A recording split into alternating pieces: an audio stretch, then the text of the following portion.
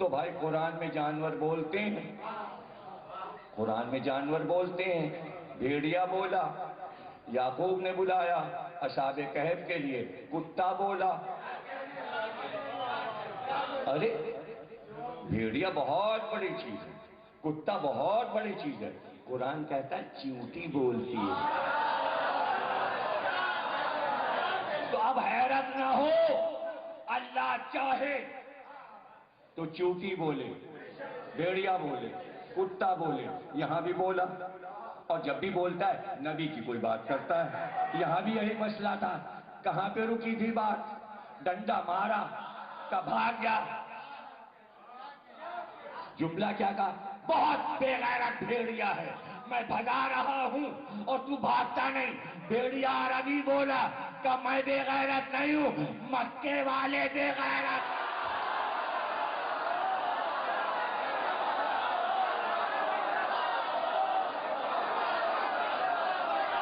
اب تو جوان حیران ہوا کہ مکے والے کیوں بے غیرت ہیں.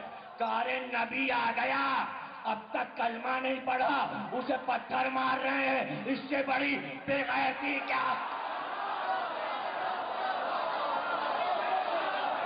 یہی تو بے غیرتی. ڈنڈا پھینکا، بھیڑوں کو گھر پہ باندھا، بھیڑیا اپنا کام کر کے چلا گیا. یہ گھر آئے، گھر آ کے ماں سے کہا روٹی باندھو، ہم جا رہے ہیں. ماں نے کہا کہاں؟ کہا مکے. کہا یہ کیا سر میں سمائی؟ کہا جس کا انتظار تھا وہ آ گیا. کہا کیسے پتا چلا؟ کہا درندے نے خبر کی ہے، درندے نے خبر کی ہے. بہت دن سے قبیلہ بنی غفار کا یہ جوان جس کو تاریخ ابو ذر کے نام سے پکار.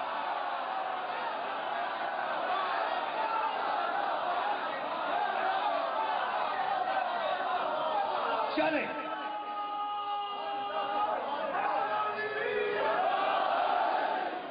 کاش کہ تم تقریر کے تسلسل کو سمجھ سکو اور گفتگو پوری مکمل ذہن نشین ہو سکے. چلتے چلتے مکے کے قریب اس کنویں کے پاس پہنچے جہاں میں بتا چکا کہ کچھ لوگ مال لوٹ کر بیٹھا کرتے تھے. ایک طرف وہ بیٹھے تھے، دوسری طرف یہ سستانے کے لیے پانی سے قریب بیٹھ گئے کہ اب پوچھ کے جائیں شہر میں کدھر جائیں، پتا تو چلے وہ نبی کہاں ملے گا جس کا ظہور ہو گیا. اب جو کان لگایا تو باتیں سنی. وہ جتنے بیٹھے تھے اسی نئے نبی کی باتیں کر رہے تھے اور اس کی برائیاں کر رہے تھے. اب یہ سوچنے لگے بھیڑیا تو تعریف کرے، یہ مکے والے تو اس کے معنی صحیح کہا ہے بھیڑیے نے کہ مکے والے. بھئی توجہ رکھنا. ایک بار سناٹا چھا گیا. ابو ذر مڑے کہ یہ بولتے بولتے سب چپ کیوں ہو گئے. تو ایک بار ابو ذر نے دیکھا کہ سب ایک دوسرے سے اشارے کر کے کہے چپ رہو اب نہ کچھ بولو، ابو طالب آ رہے، ابو طالب آ رہے ہیں، چپ ہو جاؤ ابو طالب آ رہے. ایک طرف ابو ذر، ایک طرف یہ لوگ بیٹھے تھے. تیسری جانب آ کر ابو طالب اسی کنویں کے کنارے بیٹھ گئے خاموش. جب ابو طالب بیٹھ گئے تو ایک ایک کر کے سب کھسک لیے. اب ابو ذر اٹھے، سامنے آئے، کہ آپ کو دیکھ کر یہ سب ڈر گئے، آپ ان سے الگ معلوم ہوتے ہیں. کچھ نہیں سمجھے. بات تو جب ہے کہ الگ الگ پہچانا جائے، اسی لیے ذل رضا سلام پڑھ کے بتاتے ہیں الگ الگ. یہ محاورہ یہی استعمال ہوتا ہے. ایک نہ سمجھ لینا، تاریخ میں 2 سکینہ ہیں الگ الگ. تاریخ میں 5 ام کلثوم ہیں الگ الگ. تاریخ میں 2 ابو سفیان ہیں، الگ الگ الگ الگ۔ تو جب الگ الگ چیزیں ہوتی ہیں تو سب کو ملایا نہیں جاتا۔ مکے میں وہ بھی رہتے ہیں، ابو طالب بھی رہتے ہیں۔ چند لمحوں میں ابو ذر سمجھ گئے وہ اور ہیں، یہ اور ہیں، دونوں الگ الگ ہیں، اب تک الگ الگ ہیں۔ امت اور ابو طالب اب تک الگ،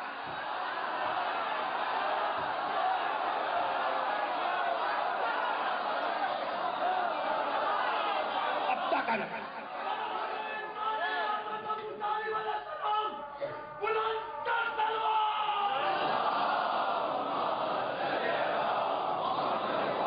آپ جانتے ہیں اس کو؟ ہم نے سنا ہے ایک نبی جس نے نبوت کا اعلان کیا ہے، اس کا ظہور ہوا ہے، کہ کیوں نہیں جانتا؟ سر سے پیر تک ابو طالب نے ابو ذر کو دیکھا، کہ کیوں نہیں پہچانتا؟ میرا بھتیجا ہے محمد۔ اجے نبوت پہ یقین تھا، جبھی تو فخر سے کہا میرا بھتیجا۔ ایمان کی باتیں کرتے ہیں، ایمان کی باتیں کرتے ہیں، کہ میں مل سکتا ہوں، کہ تم اتنی آسانی سے نہیں مل سکتے، لیکن میرے پیچھے پیچھے آؤ۔ ابو طالب آگے آگے چلے، ابو ذر پیچھے پیچھے چلے۔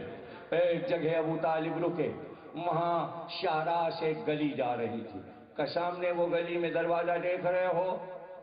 کہاں نظر آ رہا ہے؟ کہ اس دروازے پر جاؤ، یہاں سے پتا چلے گا محمد کہاں ہے۔ ابو طالب اپنے راستے چلے گئے، ابو ذر اس گلی میں چلے گئے، ابو ذر اس گلی میں چلے گئے، دروازے کو کھٹکھٹایا۔ ایک 22 سال کا جوان، خوبصورت، حسین، چہرے سے شجاعت کے آثار،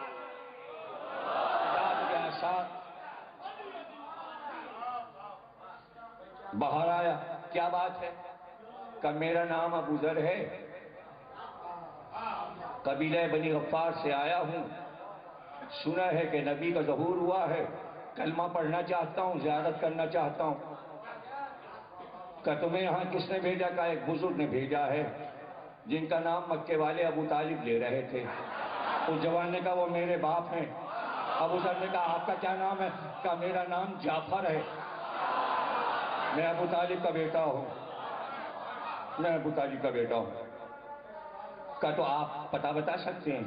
کہ میرے پیچھے پیچھے آؤ، میں آگے چلتا ہوں، تم میرے پیچھے پیچھے آؤ۔ ابو ذر کہتے ہیں وہ 23 برس کا جوان جس کی چال اور قامت دیکھ کر قربان ہونے کو دل چاہ رہا تھا، وہ آگے چلا، میں پیچھے چلا۔ چلتے چلتے ایک شاہراہ پہ رکا اور کہا وہ سامنے گلی ہے، وہ دروازہ نظر آ رہا ہے، اس گلی میں جاؤ، اس دروازے پر دستک دو، وہاں پتہ چلے گا محمد کہاں ہے، محمد کہاں ہے۔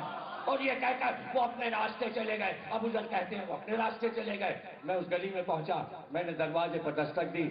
اب جو دستک دی تو اندر سے ایک 40 برس کا جوان، بلند قامت، چوڑا سینہ، زلفیں سیاہ، سرخ و سفید چہرہ، ریش مبارک ایسی کہ بیچ میں چاند، ادھر ہالہ، اس شان سے باہر برآمد ہوا۔ کیا بات ہے؟ کہ میرا نام ابو ذر ہے۔ کس نے بھیجا ہے؟ کہ ہماری ملاقات ابو طالب سے ہوئی تھی، انہوں نے اپنے بیٹے جعفر کے پاس بھیجا تھا، جعفر نے آپ کے پاس بھیجا ہے۔ آپ کون؟ کہ میرا نام حمزہ ہے، میرا نام حمزہ ہے۔ کہ آپ جانتے ہیں اس وقت کو کہاں ملیں گے؟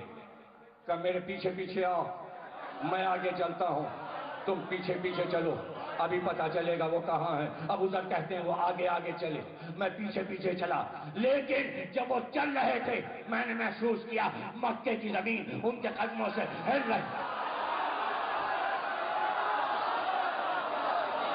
زمین کو لرزا تھا، زمین لرز رہی تھی۔ ایسا شیر ہم نے نہیں دیکھا تھا۔ چلتے چلتے ایک گلی کے موڑ پر رکے، کہ وہ سامنے دروازہ نظر آ رہا ہے، ابو ذر نے کہا کہ اس دروازے پہ دستک دو، یہاں سے پتہ چلے گا محمد اس وقت کہاں ہے، محمد اس وقت کہاں ہے۔ یہ کہہ کر حمزہ چلے گئے، حمزہ اپنے راستے چلے گئے، ابو ذر اس دروازے پر پہنچے، دستک دی۔ جیسے ہی دستک دی، دروازہ کھلا، ایک 12 سال کا بچہ مسکراتا، دعوت ذوالعشیرہ سے عاشورہ تک بچہ مسکراتا ہوا باہر آیا۔ کیا بات ہے، کیا بات ہے؟ کہ ہم اس نبی کی زیارت چاہتے ہیں اور کلمہ پڑھنا چاہتے ہیں جس کا ظہور ہوا۔ کہ کس نے تمہیں بتایا؟ کہ ہمیں تو ابو طالب سے پتہ چلا تھا، ابو طالب نے اپنے بیٹے جعفر کے پاس بھیجا تھا، جعفر نے پھر اپنے چچا کے پاس حمزہ کے پاس بھیجا تھا، حمزہ نے آپ کے پاس بھیجا ہے۔ آپ کی تعریف، آپ کون ہیں؟ کہ میں اسی ابو طالب کا بیٹا ہوں جس سے تم ملے تھے جعفر سے، میں اس کا چھوٹا بھائی ہوں، میرا نام علی ہے۔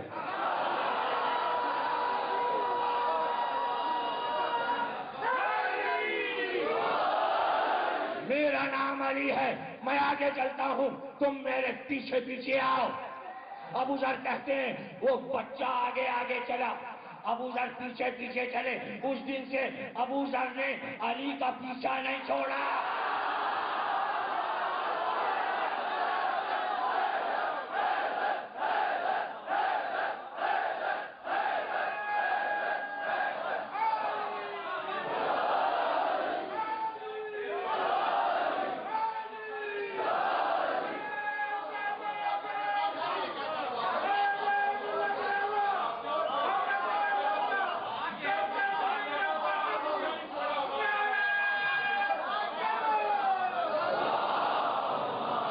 کہتے ہیں اس بچے نے ابو قبیس پہاڑی پہ چڑھنا شروع کیا، میں بھی پیچھے پیچھے چلا۔ پہاڑی کے غار میں ایک جگہ پہنچ کر ٹین اور لکڑی سے بنا ہوا ایک دروازہ تھا، اس دروازے پر وہ بچہ رکا کہ ٹھہرو، پہلے اجازت نامہ، یہیں کھڑے رہو۔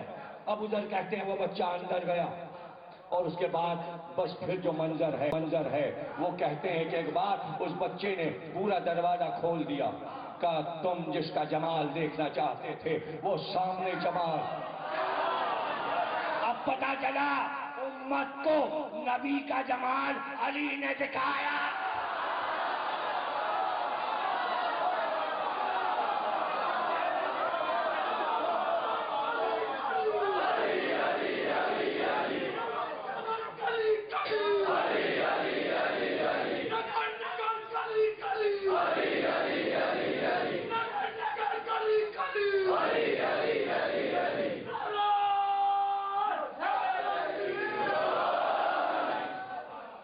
ابو طالب کا انتظام تو دیکھو، یوں نبی کی حفاظت کی ہے ابو طالب نے کہ ہر بات کو سیکرٹ رکھا تاکہ کافروں کو پتہ نہ چلے کہاں ہیں۔ اور کبھی جعفر سے ملو، کبھی حمزہ سے ملو، کبھی علی سے ملو، تب محمد تک پہنچو۔ امت چاہتی ہے ڈائریکٹ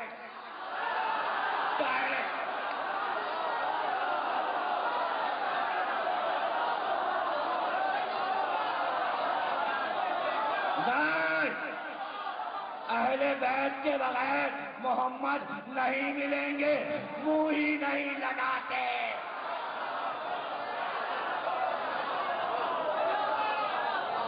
منہ ہی نہیں لگاتے، منہ نہیں لگاتے۔ دوڑے ابو ذر اور دوڑ کر طواف شروع کیا، کبھی ہاتھوں کو چوما، کبھی پیروں کو چوما، اور پھر طواف۔ رسول اللہ مسکرائے کہ ابو ذر جس چیز کی تلاش ہے میں سمجھ گیا، یہ کہہ کر دور سے چادر ہٹائی کہ یہ ہے مہر نبوت۔ جھک کر بوسہ دیا ابو ذر نے مہر نبوت کو۔ آنے والوں کو پتا تھا کہ مہر نبوت لے کر نبی آئے گا۔ اب سمجھ میں آیا بھیڑیے کا تبصرہ۔ کچھ وہ تھے کہ جنہیں پہلے سے معلوم تھا، کہاں خبر تھی، سب سمجھتے تھے یتیم ہے، غریب ہے۔ مسئلہ دیکھیے، بحث چل رہی ہے آج کل ٹی وی پر کہ مسئلہ معاشی ہے یا مذہبی ہے۔ میں کس میں تقریر کر رہا ہوں؟ کیا کراچی والوں میں تقریر نہیں کر رہا ہوں؟ بحث یہ دہشت گردی کی وجہ تلاش کی جا رہی ہے۔ ایک گروہ کہہ رہا ہے معاشی مسئلہ ہے، ایک کہہ رہا ہے جنت کا مسئلہ ہے، لیکن اب سب کہہ رہے ہیں 90% معاشی مسئلہ ہے۔ لا الہ الا اللہ مکے میں مذہبی سے زیادہ معاشی مسئلہ تھا۔ بہت دیر کر دی، مہربان، بہت دیر کر دی۔ معاشی مسئلہ، گھبراؤ نہ، معاشی مسئلہ تھا، سب معاشی مسئلہ تھا۔ بتوں کو اس لیے نہیں چھوڑ رہے تھے، سونا چڑھتا تھا، چاندی چڑھتا تھا، جواہرات چڑھتا تھا، آپس میں بٹتا تھا۔ وہ دیکھ رہے تھے محمد یتیم ہے، غریب ہے، یہ کیا دے گا؟ اب جو فتوحات ہوئی اور دولت کے دروازے کھلے، اب جو خیبر کی فتح ہوئی،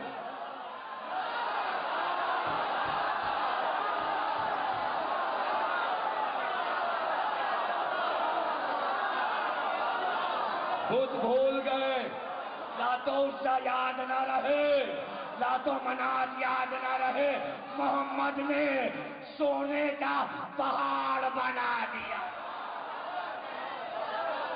دولت، معاشی مسئلہ حل ہو گیا، سب آ گئے، معاشی مسئلہ حل ہو گیا، سب آ گئے، لیکن اب بھی مسئلے تو تھے نا۔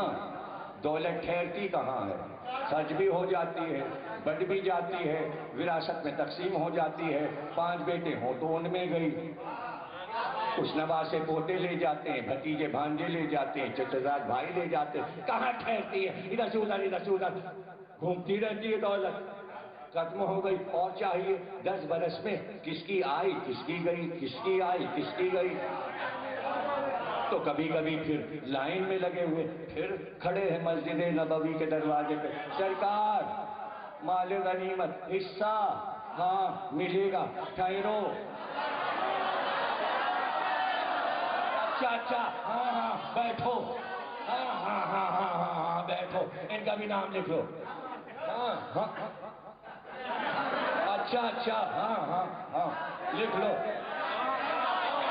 لے لو، چلو ان کو بھی دے دو۔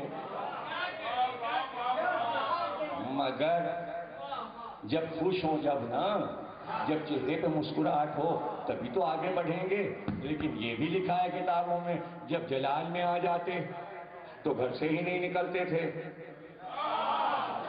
اب کسی کی ہمت ہی نہیں کہ سرکار کے قریب جائے، دروازے پہ نہیں جا سکتے تھے، پیغام پہنچا نہیں سکتے تھے، درخواست دے نہیں سکتے تھے۔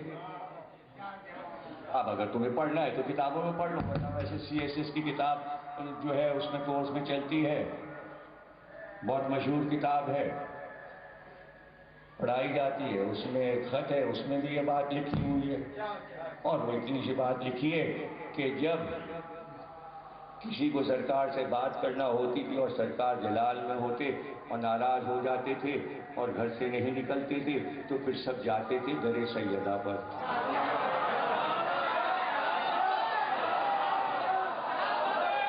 اور جا کر چھوٹے شہزادوں کے ہاتھ چومتے اور کہتے مادر گرامی سے کہیے شہزادے حسن، شہزادے حسین فلاں آیا ہے، اور اپنی ماں سے کہہ دیجئے، والدہ گرامی سے ہماری سفارش کر دیں اپنے بابا سے۔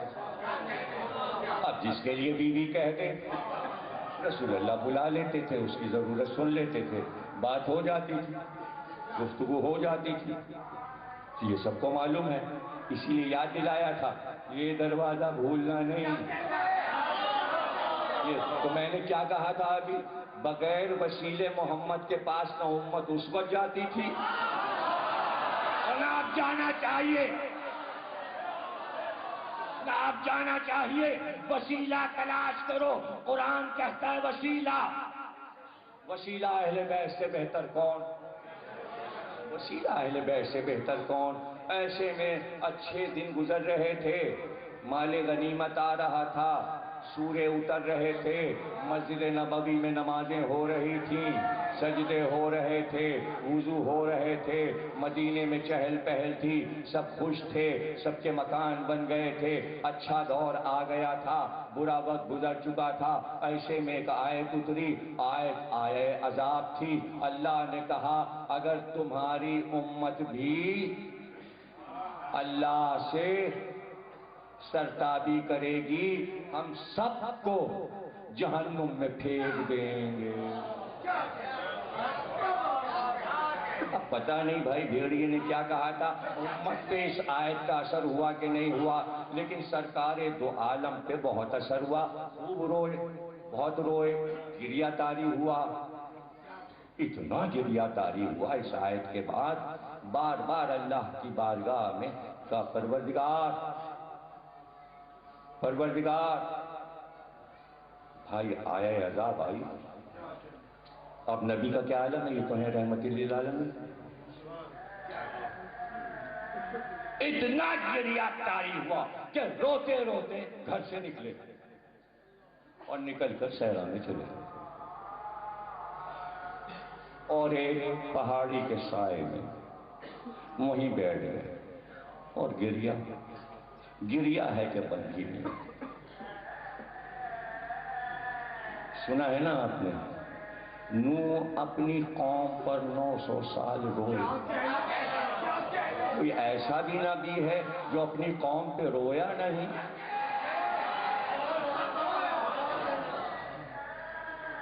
سرکار بھی روئی ایک آیت کی ہی وجہ سے کہ میری امت پہ عذاب ایسا آئے گا کہ سب جہنم میں جائیں. سرکار کیا چاہتے ہیں؟ امت کو بچا لیں. گریہ تاری، صحرا میں نکل گئے. اب سب بیٹھے کیسے لائیں سرکار کو گھر میں واپس، قریب جانے کی ہمت نہیں. سب جمع ہو کر درے سیدہ پر آئے اور سب نے اپنے سر سیدہ کی چوکھٹ پہ رکھ دی اور ہاتھ باندھے. کہ ہم میں سے کسی میں ہمت نہیں کہ سرکار کو سجدے سے اٹھا سکے. سجدے میں گریہ ہے اور چیخیں بلند ہیں، کیسے قریب جائیں؟ کتاب ہے سنی مورخ سائن چشتی فیصل آباد کے، کتاب کا نام ہے البتول. شیعہ کتاب نہیں ہے، سنی روایت ہے. کون اٹھا کے سجدے سے لائے اپنے گھر میں، نہ کھایا ہے نہ پیا ہے. چلو اتنی تو امت کو فکر اپنے پیغمبر کی ہوئی. جناب سیدہ نے سنا اور بیوی پہ گریہ تاری ہوا. ایک بار چادر اوڑھی، دونوں بچوں کو لیا اور صحرا میں پہنچی اور پہنچ کر بابا کے قریب بیٹھ گئی. آہستہ سے باپ کے بازو پہ ہاتھ رکھا اور کہا بابا بیٹی آئی ہے، زہرا آئی ہے. لیکن سرکار نے سجدے سے سر نہیں اٹھایا. ایک بار بیوی کے آنسو چلے اور اس کے بعد بازو ہلا کر کہا بابا آئے عذاب آئی ہے، آپ کی امت کے لیے کہا گیا ہے کہ اس کو بھی جہنم میں پھینک دیا جائے گا، عذاب کی خبر دی گئی ہے، اس لیے آپ اتنا گریہ کر رہے ہیں. بابا جب بھی آپ میرے گھر میں آئے تو آتے ہی آپ مجھے گلے لگا کر میرے بالوں کی خوشبو کو محسوس کر کے کہتے تھے کہ سیدہ تمہارے بالوں سے جنت کے سیب کی خوشبو آتی ہے. بابا آپ یہ کہتے تھے نا، بابا آپ یہ کہتے تھے نا، تو بابا بیٹی کا وعدہ ہے کہ جن بالوں کو آپ نے بوسا دیا ہے اگر امت پہ عذاب آنے والا ہے تو محشر میں سیدہ ان بالوں کو پکڑ کے اللہ کی بارگاہ میں فریاد کرے گی. اور آپ کی امت کو بچا لے گی۔ بس یہ سننا تھا کہ نبی نے سجدے سے سر اٹھایا